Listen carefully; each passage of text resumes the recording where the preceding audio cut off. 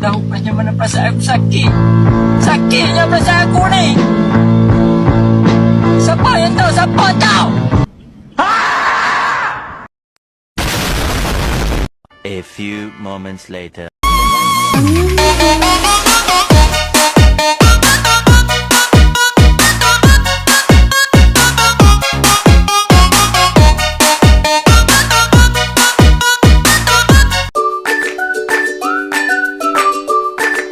Perencanaan keuangan adalah kegiatan yang sangat penting dalam memastikan tercapainya tujuan keuangan, baik untuk individu, perusahaan, organisasi.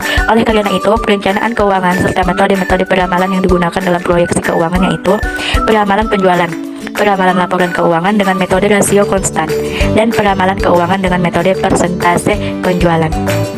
A. Perencanaan strategis dan taktis. 1. Perencanaan strategis. Perencanaan strategis adalah proses merumuskan tujuan jangka panjang organisasi dan penyusunan rencana yang akan digunakan untuk mencapainya. Dalam manajemen keuangan, perencanaan strategis melibatkan analisis terhadap posisi keuangan saat ini dan prospek masa depan, serta bagaimana mengelola sumber daya keuangan untuk mencapai perubahan yang berkelanjutan dan menciptakan nilai jangka panjang bagi para pemangku kepentingan. Perencanaan taktis. Perencanaan taktis adalah proses perencanaan jangka pendek yang lebih spesifik dan berfokus pada jangka menengah atau jangka pendek. Tujuan dari perencanaan taktis adalah untuk mengoptimalkan penggunaan sumber daya yang ada agar dapat mendukung pencapaian tujuan strategis. 2. Proses perencanaan strategis dalam manajemen keuangan. Penetapan visi dan misi keuangan, analisis lingkungan eksternal dan internal, penentuan tujuan keuangan jangka panjang, pengembangan strategi keuangan. Perencanaan taktis dalam manajemen keuangan. Proses perencanaan taktis terbagi menjadi 3. A. Pengelolaan kas dan likuiditas. B. Pengendalian biaya dan efisiensi operasi operasional. C. Evaluasi kinerja keuangan. 4. Hubungan antara perencanaan strategis dan taktis. Perencanaan strategis dan taktis memiliki hubungan yang erat. Perencanaan strategis menetapkan arah dan tujuan jangka panjang perusahaan, sementara perencanaan taktis memastikan bahwa keputusan operasional sehari-hari mendukung pencapaian tersebut. Kedua jenis perencanaan ini tidak dapat dipisahkan. B. Perencanaan keuangan. Perencanaan keuangan menurut Van Hornet dan Wachowicz tahun 2008, perencanaan keuangan adalah suatu proses yang dirancang untuk mengelola sumber daya keuangan perusahaan secara sistematis dan terstruktur. Tujuan utama dari perencanaan keuangan adalah memastikan bahwa perusahaan dapat mencapai tujuan keuangan jangka panjang melalui pengelolaan yang tepat terhadap arus kas, investasi, dan pendanaan. Ross Westerfield, Jeff and Jordan tahun 2008 menekankan bahwa perencanaan keuangan melibatkan 3 keputusan utama, yaitu keputusan investasi, pendanaan, keputusan pengelolaan risiko. A. Komponen utama dari perencanaan keuangan. A. Proyeksi arus kas.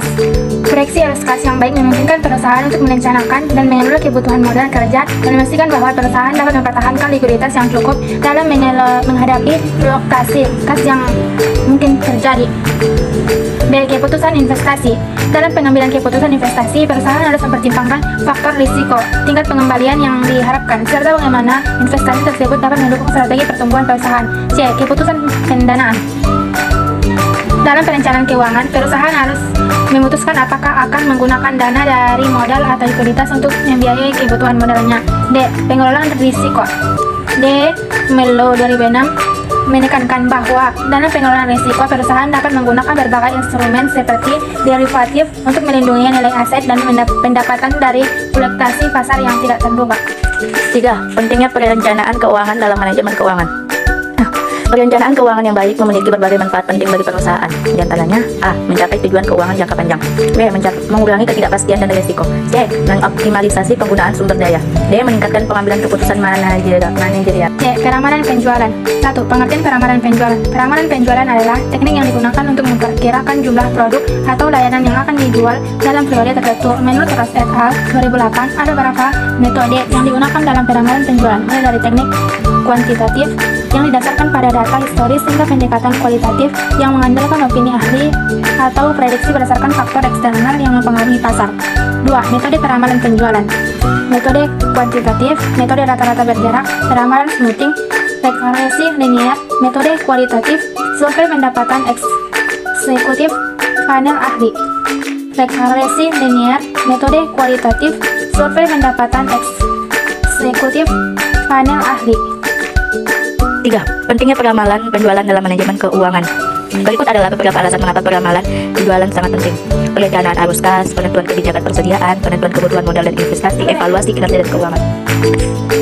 4. Tantangan dalam peramalan penjualan. Salah satunya adalah ketidakpastian pasar yang bisa dipengaruhi oleh banyak faktor eksternal seperti kondisi ekonomi, perubahan tren konsumen, atau kebijakan pemerintah. D. Peramalan laporan keuangan. Metode rasio konstan. Peramalan laporan keuangan adalah salah satu aspek penting dalam manajemen keuangan yang membantu perusahaan dalam merencanakan kondisi keuangan mereka di masa depan. Salah satu metode yang digunakan dalam peramalan laporan keuangan adalah metode rasio konstan, yang mengasumsikan bahwa rasio-rasio keuangan tertentu antara elemen-elemen laporan keuangan akan tetap konstan seiring waktu. Langkah-langkah dalam peramalan laporan keuangan menggunakan metode rasio konstan. Untuk menerapkan metode rasio konstan dalam peramalan laporan keuangan, terdapat beberapa langkah yang perlu dilakukan oleh perusahaan. A. Mengumpulkan data historis seperti laporan laba rugi, neraca, dan laporan arus kas. Data histori ini digunakan untuk menghitung rasio-rasio keuangan yang akan digunakan dalam peramalan. B. Menghitung rasio-rasio keuangan. Kelebihan dan kekurangan metode rasio konstan. Kelebihan, sederhana dan mudah diterapkan, dapat digunakan dalam kondisi stabil, berguna untuk proyeksi jangka pendek. Kekurangan, asumsi stabil yang tidak selalu realistis, mengabaikan faktor eksternal, kurang tepat untuk perusahaan yang sedang berkembang atau baru.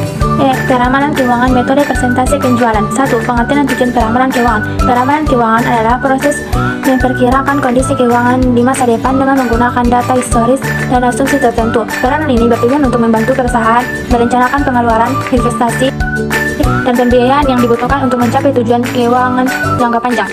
2. Metode presentasi penjualan. Metode presentasi penjualan adalah salah satu teknik peramalan keuangan yang paling sederhana dan paling sering digunakan. 3. Kelebihan dan kekurangan metode presentasi penjualan. Kelebihan, sederhana, cepat, memudahkan proyeksi. Kekurangan, asumsi yang terlalu sederhana, tidak memperhitungkan perubahan eksternal. Peramalan laporan keuangan atau neraca. Pengertian neraca dan peranannya dalam peramalan keuangan. Neraca adalah salah satu laporan keuangan yang memberikan gambaran mengenai posisi keuangan suatu perusahaan pada suatu titik waktu tertentu. Neraca mencatat aset, kewajiban, dan likuiditas perusahaan. 2. Teknik peramalan neraca. Peramalan neraca menggunakan data historis dan asumsi-asumsi yang relevan, yang sering kali dihubungkan dengan proyeksi penjualan.